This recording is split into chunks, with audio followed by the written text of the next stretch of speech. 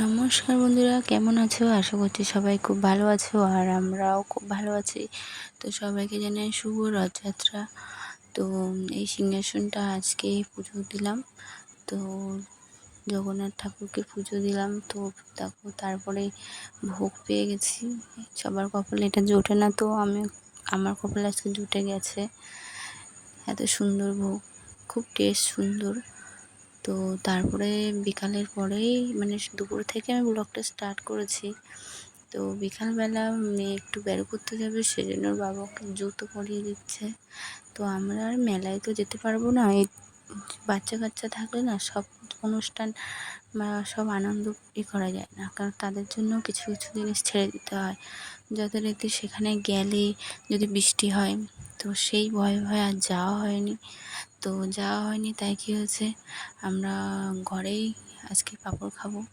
তো শুধু পাঁপড়গুলো না, এমনি রাত্রে খাবারটাও বসিয়ে দিয়েছি, ভাত আলু সিদ্ধ, দুপুরে পনির করেছিলাম।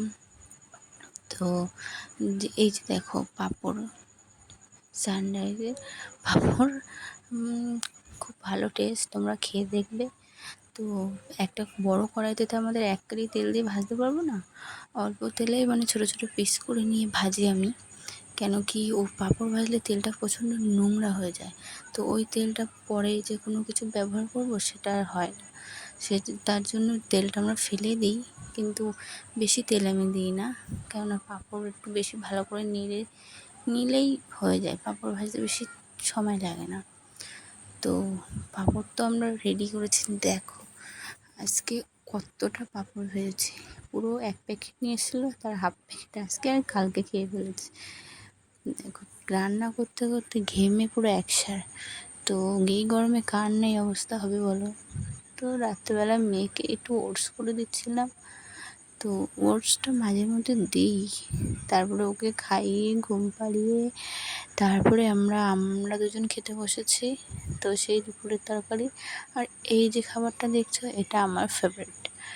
একটা কাঁচা লঙ্কা, একটু লবণ, একটু ঘি, একটু আলু সিদ্ধ, অল্প ভাত। তো কার কার ভালো লাগে কমেন্টে জানাবো, আর কে কে ঘুরতে গেছো সেটাও জানাবে। টাটা।